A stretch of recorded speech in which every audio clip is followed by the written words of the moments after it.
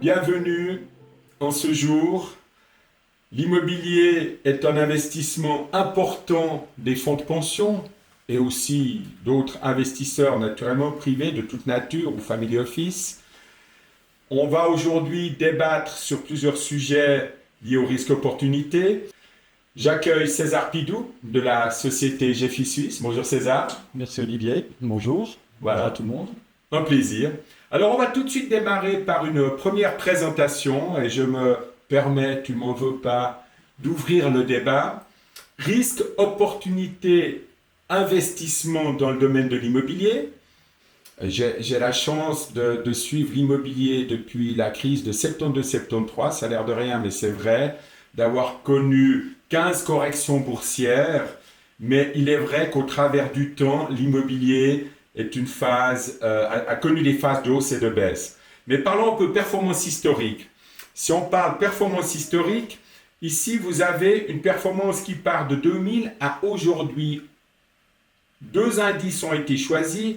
L'indice CAGAST des fondations d'investissement immobilier, ça c'est spécifique aux fonds de pension pour les autres investisseurs, et l'indice Rublas immobilier. Les deux ont des particularités. Si on regarde sur la période, nous avons pour l'indice CAGAST dédié aux fonds de pension un 4,93 de performance sur la période de référence, alors que l'immobilier a un 6,34 de performance.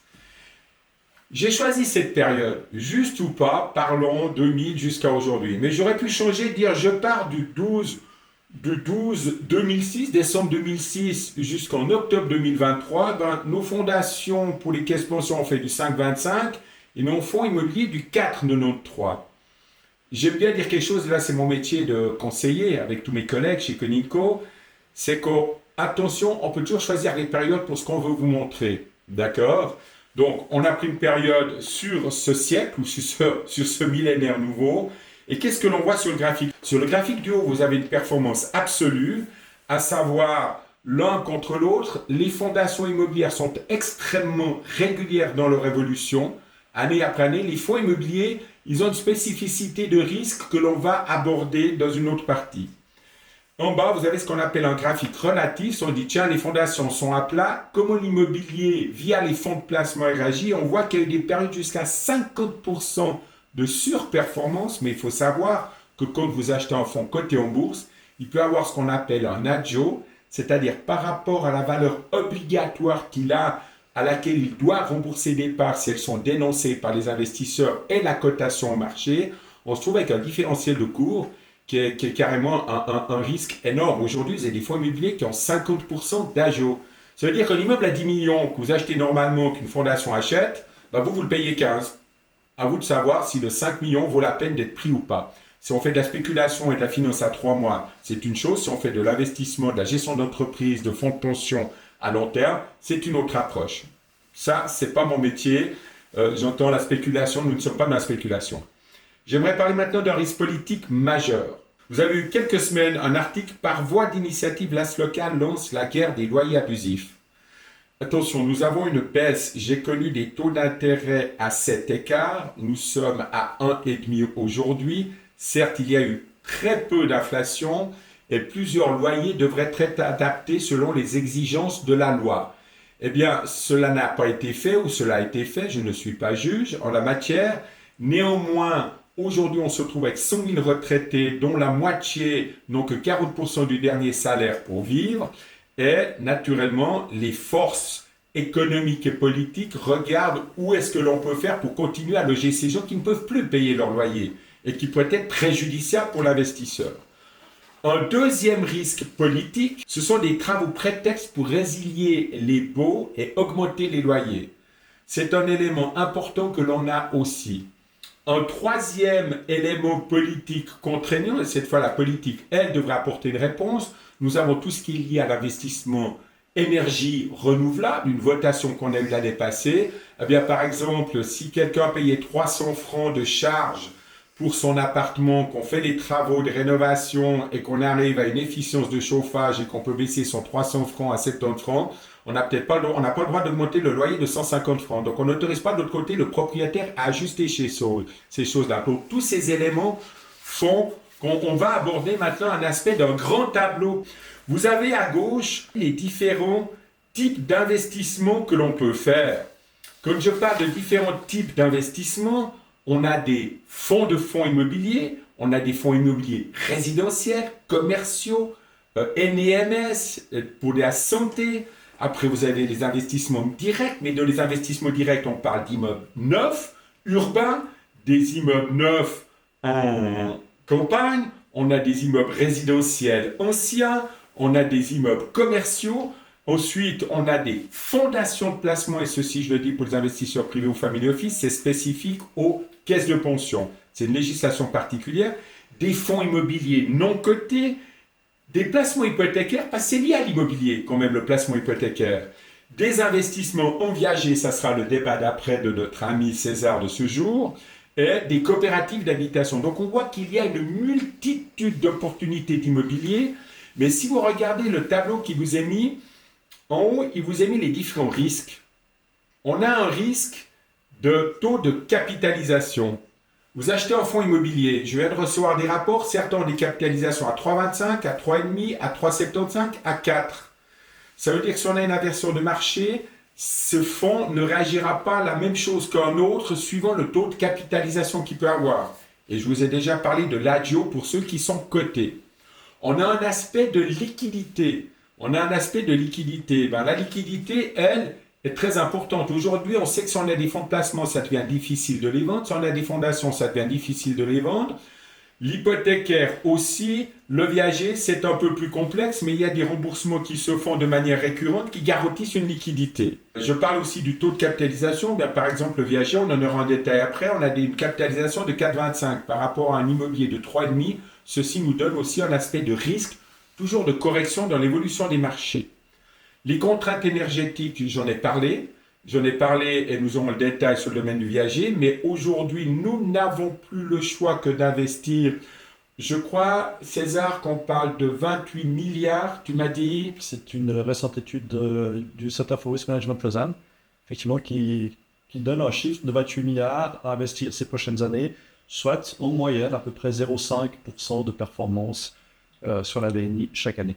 Donc performance que l'on va perdre parce qu'on doit faire l'investissement, et comme je l'ai dit dans mon exemple d'introduction, on ne peut pas compenser une économie qu'on fait faire au locataire pour améliorer une forme de confort parce qu'à quelque part il peut consommer plus tout en payant moins, et ça c'est une contrainte. Le message s'adresse aux politiques à ce niveau-là. L'adaptabilité, alors pour les caisses de pension aux besoins de l'ALPP, toutes les formes d'investissement qu'on a là rentrent dans les cadres et les mesures de l'OPP 2 qui déterminent les placements. Par contre, une risque de baisse des loyers, je l'ai dit dans mes deux exemples politiques en premier, c'est réel. Et ceci est absolument pas intégré, difficile à calculer. Nous avons essayé de faire une enquête auprès de 35 fonds de placement immobilier. Nous n'arrivons pas à avoir les réponses. Il y a une complexité qui est là et qui va s'amplifier parce que plus on aura de retraités qui ne pourront pas payer leur loyer, plus on devra trouver des logements abordables. Et là, le politique est de plus en plus actif. Le potentiel, alors, par exemple, dans le viager, notre ami viendra, on n'a pas ce risque de baisse. Dans les fonds hypothécaires, les taux baissent, le rendement baisse, le taux remonte, les rendements montent. Donc, ça suit un peu une vague avec un léger décalage. Potentiel de hausse des loyers, tous les immeubles anciens qui n'ont pas fait les baisses, ils pourront être interdits de faire les hausses. Alors, si on investit dans des immeubles neufs, à ce moment-là, par contre, vous serez au taux actuel dans l'immobilier neuf et pas de souci en cas de hausse. Au contraire, vous pourriez suivre la hausse. Alors, je dis vous pourriez parce qu'il faut qu'on ait des locataires qui aient la capacité de payer. Je reviens toujours à mes 40 000 retraités qui, eux, se retrouvent avec 40% du dernier revenu. On a un risque de défaut des retraités. Eh bien, je vous ai parlé de ces 100 000 retraités. C'était une ancienne étude du Crédit Suisse qui a été faite et dont 40% n'auront que 40% du dernier salaire à peu près. Ces gens, c'est un risque de défaut de locataires que nous avons qui ne pourront plus payer à un moment donné, qui demanderont des arrangements, qui devront trouver d'autres solutions. Et on voit que ça, dans tout l'immobilier en général, c'est complexe, c'est là. Dans le commercial, n'en parlons pas. Nous avons l'intelligence digitale qui arrive aujourd'hui, qui va transformer une multitude de métiers dans certains domaines, dans le tertiaire aussi. et qui peut conduire à vider des espaces aujourd'hui disponibles qui demain, si messieurs les politiciens, vous nous permettez de modifier la loi, peut-être qu'on puisse transformer en logement toutes les surfaces qui viennent de se libérer. Et là, il y a aussi quelque chose à faire. Le viager n'a absolument pas ce problème, puisque tout est payé au début, mais ça, je laisse mon ami en parler après. Le défaut de fonds propres, vous avez des fonds de placement qui ont des leviers via des emprunts. J'ai connu ça dans les années 90 où un fonds de notre première banque suisse a eu 1 milliard de retraits en quelques mois qui ont été demandés. Les taux étaient montés jusqu'à 8 écarts pour le court terme et il a fallu payer les loyers. Et si vous avez trop de logements il faut payer les loyers, vous vous trouvez à devoir vendre des immeubles avec les dettes hypothécaires sont là, vous devez rembourser les dettes, donc on est dans un effet de boule de neige, de péjoration des individus. Alors vous me direz, oui, il n'y a pas de souci aujourd'hui, tout va monter, vu qu'on a 100 000 retraités, il faut accueillir, il faut doubler l'immigration pour pouvoir remplacer les postes de travail qui sont là, donc on va encore construire. Tout ceci se mélange et c'est une autre complexité.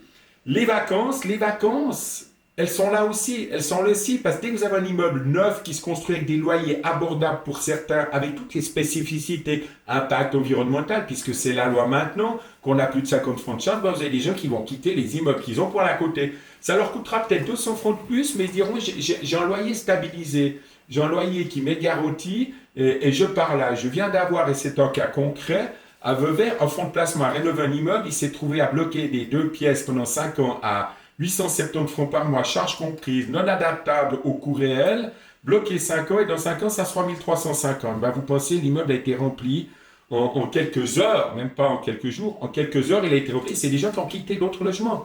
Donc les vacances vont devenir complexes.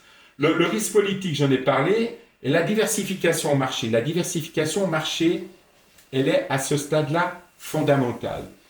Vous avez aujourd'hui à peu près 12% du marché qui est dans du commercial. Je vous ai parlé de ce risque qu'on a dans le commercial. Vous avez à peu près 28% d'immeubles locatifs et imaginez qu'à peu près le 100% des investissements en Suisse au travers de fonds de placement ou fondations d'investissement sont faits sur 28% du marché. Donc un nombre d'acteurs capables d'acheter des immeubles s'il y a des crises, parce qu'elles arrivent, parce qu'elles arriveront, parce que c'est une récurrence. Je vous dis, en 42 ans de métier, j'en ai connu 14. Et ça fait partie de l'évolution de l'économie. Les arbres ne montent pas au ciel, je reviens sur ce propos. Et nous avons un autre marché qui représente 60%, qui sont les appartements en PP et les villas. Et là, il y a une diversification et aujourd'hui, il n'y a pas d'acteurs. Ça sera l'aspect du viager, ce qui me permet d'introduire mon collègue César Pidou, et là je ne vous dis plus rien, mais je vous remercie de votre attention, et bien sûr, si vous avez des questions, n'hésitez pas. César, à toi la parole. Bonjour à tout le monde, je remercie Olivier pour son accueil dans ses locaux aujourd'hui. Je vais avoir le plaisir de vous présenter le fonds viager, ou de vous représenter le fonds viager peut-être pour certains. Donc je vous fais une brève présentation de ce produit, des performances réalisées depuis son lancement, puisque maintenant on a déjà un peu plus de 9 mois d'activité, mais les chiffres qui nous sont présentés sont sur les 9 premiers mois d'activité. Et après, comme promis, nous répondrons à vos questions. Le viager, qu'est-ce que c'est? Pourquoi investir dans un fonds au viager? C'est peut-être la question que tout le monde se pose, du moins ceux qui n'ont pas encore fait le pas. Pourquoi investir dans un fonds au viager? Alors déjà, pourquoi investir en immobilier indirect? Alors, Olivier a mentionné, il y avait pas mal de risques, mais il y a aussi quand même des opportunités. Et je vais rappeler une évidence, pour les caisses de pension, l'immobilier, c'est une classe d'actifs qui a fait ses preuves, en termes de rendement, en termes de stabilité dans les portefeuilles et de diversification. Alors, pourquoi le faire en indirect? Eh bien, simplement, le fonds immobilier permet, de manière simplifiée, un accès large et diversifié au marché.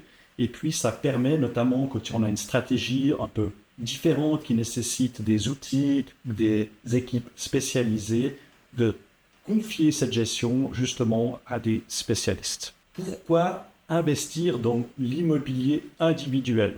Alors ça, je pense que Olivier l'a déjà abordé. Je vais parler de ces chiffres-là. Aujourd'hui, comme les caisses de pension, mais aussi la majorité des investisseurs privés, si vous investissez au travers de fondations, de, de véhicules de fonds immobiliers, voire d'investissement direct, vous êtes effectivement sur ce 28% de la valeur du marché qui sont les immeubles de logement. Et puis, certainement que vos consultants ou dans un esprit de diversification et des stratégies un peu plus de niche, quand on voit la taille du marché, que ce soit la logistique, que ce soit le commercial, donc les bureaux, les surfaces commerciales, qui représentent effectivement un certain pourcentage du marché. Mais le gros du marché, le gros de la valeur du parc immobilier en Suisse, il est constitué des appartements en PPE et des villas individuelles. Et aujourd'hui, bon, je veux dire hier, avant que le fonds Viager existe, il n'y avait pas de fonds immobilier, donc de véhicules d'investissement qui donnaient accès directement, spécialement à ce marché des segments des biens individuels. Et c'est d'autant plus dommage si l'on regarde la performance historique, j'ai presque envie de dire sans surprise, eh bien on voit que ce marché des biens individuels est celui qui connaît la plus grande progression en termes de prix sur la durée. Alors maintenant, vous êtes peut-être convaincu qu'il faut investir dans l'immobilier individuel, mais alors pourquoi le faire en viager? Eh bien, une des premières raisons, c'est l'accès privilégié. Aujourd'hui, la concurrence entre personnes qui cherchent à se loger, c'est-à-dire les individus qui veulent rentrer sur le marché, qui veulent acheter un appartement PP ou une maison individuelle, est forte et ce qui justifie les prix élevés. Par contre, l'offre, c'est-à-dire des personnes qui veulent vendre ou viager pour rester chez eux, qui ont besoin de vendre en viager ou qui souhaitent vendre en viager, en fait, ne trouvent pas d'acheteurs. Donc le fonds bénéficie d'un accès privilégié et reçoit quantité d'offres, ce qui lui permet de sélectionner les biens qui correspondent le mieux à ses objectifs, à notre stratégie. La deuxième raison, c'est le rendement. Aujourd'hui, avec les prix des biens individuels, sans un très fort levier, il n'est pas possible d'obtenir un rendement qui serait satisfaisant, comparable au rendement qu'on obtient sur les fonds avec des immeubles résidentiels. Le viager a cet avantage, ou ces nombreux avantages. Premièrement, il n'y a pas de loyer sur la valeur totale du bien, mais il y a un escompte. Ceci mobilise moins de fonds propres pour acheter un bien. Deuxièmement, on n'est pas dans un droit du bail, ce n'est pas un loyer qui est calculé. Il faut voir le viager comme une solution qui est proposée aux vendeurs. En tout cas, dans notre approche, c'est vraiment une solution et ce n'est pas du tout la même discussion. Et puis, Olivier a mentionné ce risque de variation des loyers. Encore une fois, ici, on n'est pas dans le droit du bail, c'est autre chose qui est proposé. Et puis, un autre avantage, c'est le fait que quand on achète nos biens au viager au moment de l'expertise, les futurs frais de rénovation, que ce soit le système énergétique, la façade, la toiture, sont pris en considération par les experts et donc déduits sur la valeur au moment de l'achat. Donc, peu d'impact prévisible à moyen long terme. Enfin, et ça c'est aussi une caractéristique importante de l'investissement en viager, c'est le côté responsable. Je sais que certains ont des a priori sur le viager, on a forcément entendu. On a, je pense aussi, à convaincre ceux à qui on a pu présenter ce produit qu'au travers de notre approche, on a vraiment un investissement qui est responsable, qui répond à une réelle demande. Olivier a mentionné, c'est à peu près 100 000 départs à la retraite chaque année. On sait que nombre de personnes voient les revenus baisser fortement à l'entrée de l'âge de la retraite et parfois ont des problèmes à renouveler leur financement hypothécaire. Donc, le viager peut être une solution pour ces personnes-là qui désirent avant tout rester chez elles. On a aussi beaucoup de personnes qui voient le viager comme un quatrième pilier, une solution de simplement améliorer la retraite, régler la succession. Enfin, on a plein de cas de situations où notre offre répond à une demande de potentiels vendeurs, raison pour laquelle notre fonds est plébiscité auprès de nombreuses personnes qui ont trouvé un acteur qui répond, qui leur offre une solution crédible. Donc, au résumé, Viager, c'est vraiment un produit, en tout cas c'est une approche qui allie à la fois performance financière et investissement responsable. En fait, qui sommes-nous, Viager? Je pense que c'est important de juste rappeler une évidence également. Qui sommes-nous? Eh bien, simplement le premier et unique pour l'instant fonds suisse spécialisé dans l'immobilier individuel. Et ceci grâce à la transaction en Viager. Ce fonds, en fait, découle d'un partenariat entre deux sociétés, la société GFI Suisse et la société Viage, avec qui on partage les mêmes valeurs. Et GFI Suisse, en tant que asset manager labellisé Picor, nous veillons que pour chacun de nos produits, même chacun de nos investissements, il y ait des notions de responsabilité, de durabilité qui soient prises en considération. Et au travers des valeurs qu'on porte au travers de ce produit, on est pleinement dans ce type d'investissement responsable, durable. Juste un mot sur l'approche, ou plutôt les objectifs du fonds. L'objectif de performance, selon notre scénario, c'est d'atteindre plus de 5%, environ 5,4%. Cet objectif de performance nous semble aujourd'hui, même après lancement, totalement atteignable. On le voit avec les premiers chiffres.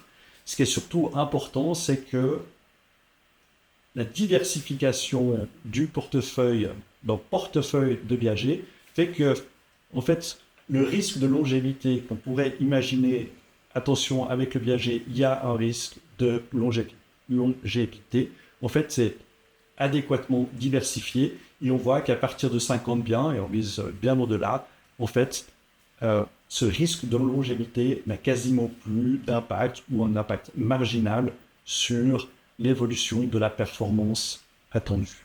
Au niveau du processus d'acquisition, de création de valeur, comment est-ce qu'on va effectivement gérer ce produit, comment est-ce qu'on va apporter de la valeur? Il y a évidemment la recherche de biens et surtout la rencontre avec les potentiels vendeurs pour toujours comprendre quels sont les besoins et expliquer tout notre processus, toute la solution. Et là, notre partenaire, la société Viage, fait véritablement un travail extraordinaire. Aujourd'hui, donc, on a déjà pu acquérir de nombreux biens et surtout, on a un pipeline, c'est-à-dire un réservoir de transactions à venir très important et ceci grâce à l'excellent travail fait par la société Viage. Les biens que Viage a identifiés et qui vont, je dirais, au bout de la démarche d'explication sont donc transmis ensuite à GFI Suisse. GFI Suisse se charge de faire l'analyse des expertises qui sont réalisées par un expert indépendant, de faire, on va dire, la construction de portefeuille, la gestion de la liquidité, de voir si l'objectif, effectivement, le bien répond aux objectifs en termes géographiques, en termes d'âge moyen des personnes, en termes de type de bien, maison versus appartement PPI, ce genre de choses. GFI Suisse transmet ensuite un préavis au general partner de la structure, c'est-à-dire à l'entité qui est en charge de la gestion. C'est donc le conseil d'administration de la société Viage SA, qui est constitué de représentants à la fois de GFI Suisse, de Viage, mais aussi d'indépendants, qui formellement prend la décision d'investissement. En cas d'investissement, ensuite, l'onboarding du bien et le suivi. Ce qui est important de relever, et ça c'est quelque chose qui a été vraiment souhaité et mis en œuvre avec la FINMA, c'est que dans tout ce processus, pour bien protéger à la fois les vendeurs et les investisseurs, je dirais qu'il n'y a aucune place à la négociation. L'entier du processus est standardisé, que ce soit le prix qui est fixé par un expert indépendant agréé FINMA, que ce soit la valeur du droit d'habiter qui est fixée par un outil actuariel et les conditions de l'acte de vente qui est passé chez notaire. En fait, on a un acte type validé également par la FINMA. La création de valeur, on le sait, en fait, dans l'immobilier, l'affaire se fait à l'achat. il faut évidemment bien acheter, mais ça ne s'arrête pas tout à fait ici. En fait, pour la création de valeur, après l'acquisition, et c'est là que la gestion de nos portefeuilles en viager, ce n'est pas tout à fait la même chose qu'un portefeuille classique. Il y a tout un suivi qui doit être mis en place. Il y a des relations qui se font avec le crédit rentier. Il y a le suivi des travaux. Et puis, il y a également aussi la planification de la sortie. Puisque au moment de la sortie, on doit forcément se poser différentes questions. La première étant, est-ce qu'il y a un potentiel de développement? Alors, dans un appartement PP, vraisemblablement pas. La question, ça sera, est-ce qu'on rénove simplement, on rafraîchit et on vend, voire on vend sans faire les travaux. Mais il n'y a pas de potentiel de développement. Elles vont en l'état. Dans le cas d'une maison individuelle, typiquement, peut se poser la question du développement, c'est-à-dire concrètement raser le bien existant et construire un petit immeuble avec des appartements pour comme ça offrir des logements supplémentaires, participer à la densification. Dans ce cas-là, il y a toute une analyse de projet et de mise en œuvre de ce projet à l'intérieur du fonds et donc pour le bénéfice des investisseurs.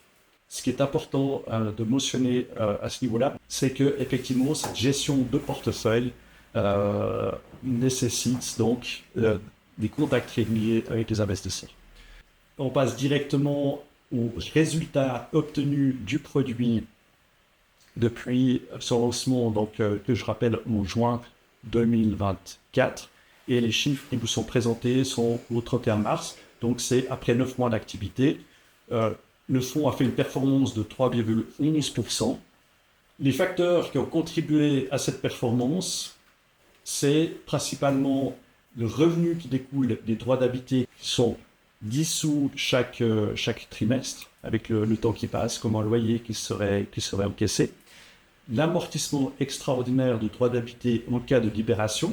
On le voit, nous avons eu une première libération info du troisième semestre 2024, qui a eu un effet important. À ce titre, je mentionne que nous avons déjà 2 libérations qui ont été annoncées pour le trimestre en cours, donc qui seront effectifs au 30 juin 2025. Et bien sûr, cette performance vous est présentée tous frais et impôts déduits. Un œil sur la composition actuelle du portefeuille. Aujourd'hui, le fonds, donc on voit, il est exposé sur les zones assez dynamiques de la région lémanique, avec principalement le canton de Vaud. Aujourd'hui, on cherche par les derniers investissements réalisés et les prochains investissements en cours à augmenter la part notamment des villas individuelles sur la partie plutôt Genève. Nous avons plusieurs biens qui sont actuellement en cours d'acquisition qui répondent à ces caractéristiques. Un point également important à mentionner, c'est que le fonds a pour objectif de distribuer les liquidités qui découlent de la libération des biens et de la revente de ceux-ci. On voit qu'aujourd'hui, on a déjà constitué un portefeuille qui a de nombreuses échéances dans les 5 à 8 prochaines années, ce qui nous permet d'être tout à fait confiants de pouvoir faire les premières distributions déjà dès 2027, une fois la phase d'investissement terminée. À titre d'exemple, vous voyez ici la première libération qui a eu lieu au cours du troisième trimestre 2024. Donc, c'est un bien qui a été acheté à une valeur estimée par l'expert à 1 560 000, duquel, au moment de l'achat, nous avons déduit le droit d'habiter et des provisions pour travaux, et qui a pu être revendu en janvier 2025 pour un prix de 1 650 000. Donc, ceci démontre la capacité d'acheter au prix juste et de revendre au prix juste grâce au travail fait par nos experts. En termes de fonctionnement et structure, je ne veux pas m'attarder trop sur cet aspect-là, mais simplement rappeler que ce véhicule est une société, une commandite de placement collectif, c'est-à-dire un produit qui est agréé par la FINMA, un produit qui a les mêmes caractéristiques fiscales ou les mêmes conditions attractives en termes de fiscalité que les fonds immobiliers à détention directe. Et c'est également un véhicule pour lequel les parts peuvent être déposées auprès de votre banque sur votre dossier titre grâce à son numéro ISIN. En conclusion, je crois que ça rejoint ce qu'avait dit Olivier. Le viager, c'est une exposition différente à l'immobilier résidentiel, différente en ce sens qu'elle est sur ce marché des biens individuels, et ceci en fait est fait grâce à la transaction en viager. L'objectif affiché, je pense qu'il est très attractif au regard des performances attendues des fonds immobiliers autres. Ceci découle un peu de notre positionnement aujourd'hui assez unique, et du fait qu'on répond à une véritable demande, on apporte une solution crédible. Et on rappellera que l'objectif, dès 2027, il est les premières distributions et remboursements de capital en faveur des investisseurs. Enfin, et je crois que la couverture qui nous a été donnée par la presse et les retours que nous avons montrent que cet investissement, ce produit en fait répond à une vraie demande, répond à un enjeu social qui est croissant et qui a besoin d'offrir des solutions de financement alternatives aux personnes à la retraite. C'est transformer leur immobilier en sorte de quatrième pilier. Évidemment, ce produit est aujourd'hui ouvert aux souscriptions dans la limite des parts disponibles. Donc j'ai envie de dire, n'attendez pas, n'hésitez pas et rejoignez-nous. Merci à tout le monde. Merci, au revoir.